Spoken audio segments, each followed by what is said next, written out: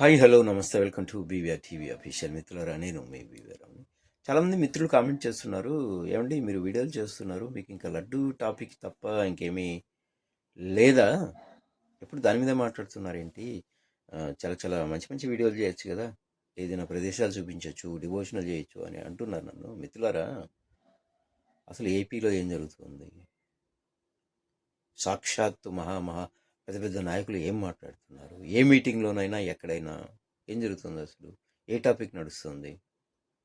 ప్రజల గురించి ఎవరైనా మాట్లాడుతున్నారా? సంక్షేమ పథకాల గురించి ఎవరైనా మాట్లాడుతున్నారా? అదే కదా మాట్లాడుతున్నారు వాళ్ళు. తిరుమల లడ్డు లడ్డు ఇదే నడుస్తుంది ప్రతి చోట. అందుకే ఏం టాపిక్ ఉంటుంది? నాకు కూడా అదే మాట్లాడుతున్నా. తప్పేముంది?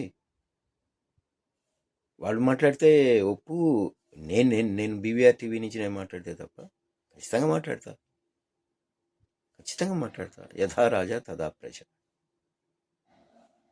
కదా. గెలిపించుకున్నాం, మాట్లాడుతున్నారు సిగ్గు ఎగ్గు ఏమీ లేకుండా. నేను కూడా మాట్లాడుతున్నా. కలితే ఎక్కడ జరిగింది?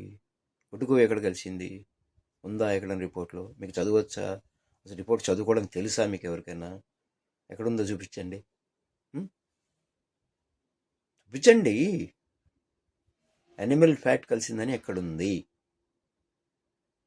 ఎవరి హయాంలో వేరే కంపెనీ పేరు మీద పాలు సప్లై అయ్యాయి నెయ్యి తయారు చేస్తున్న వాళ్ళకి?